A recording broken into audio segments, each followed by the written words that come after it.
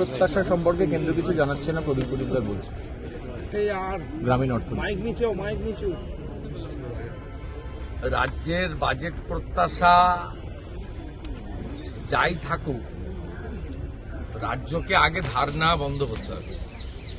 2024-25 অর্থবর্ষে 9 মাস অতিবাহিত, রাজ্য বাজেট 3 লক্ষ কোটি টাকার।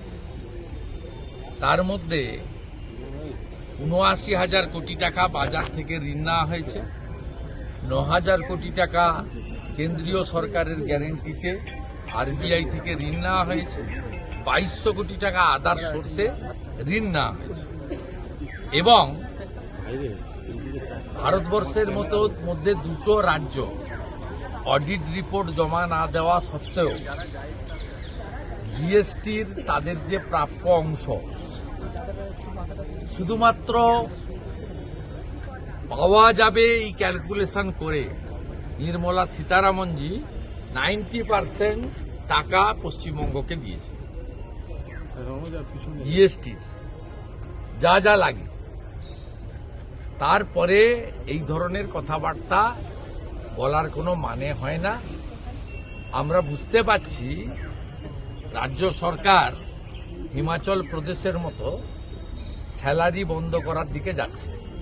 ওই জন্য মুখ্যমন্ত্রী গঙ্গাসাগরে দাঁড়িয়ে চিৎকার করে বলছেন, কুম্ভ যদি টাকা পায় আমি কেন টাকা পাবো না।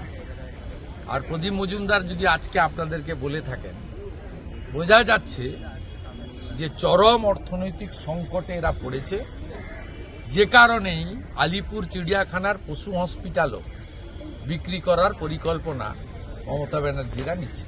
আজকে আপনি যখন প্রতিবাদে হাঁটছিলেন আদালতের অনুমতি ক্রমে এবং রাজ্য কলকাতা পুলিশের নিরাপত্তা দেওয়ার কথা ছিল শর্ত অনুযায়ী, সেই জায়গায় দাঁড়িয়ে এই যে তৃণমূলের তরফ থেকে দরজা থেকে ফ্ল্যাগ দেখানো হলো আপনাকে, এটা কি কলকাতা পুলিশের পক্ষ থেকে? আমি দেখিনি। আমরা যে ফ্ল্যাগ দিয়ে মিছিল করছিলাম, অর্থাৎ তাজ বেঙ্গলের সামনে এবং পশু হসপিটালের সামনে গিয়ে, ওই ফ্ল্যাঙ্কে কোনো চোর তৃণমূলের লোক ছিল।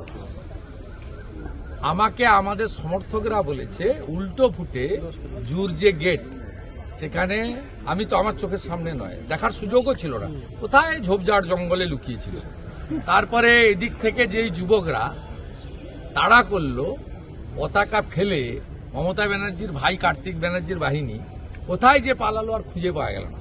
আমি তারপরেও 1 ঘন্টা এখানে বিচরণ করছি, ন্যাশনাল লাইব্রেরি রিডিং রুম দেখলাম, কফি খেলাম, সিঙ্গাড়া খেলাম, এবং আমার তো মনে হচ্ছে যে নন্দীগ্রামের থেকেও ভবানীপুরটা আমার কাছে খুব ইজি।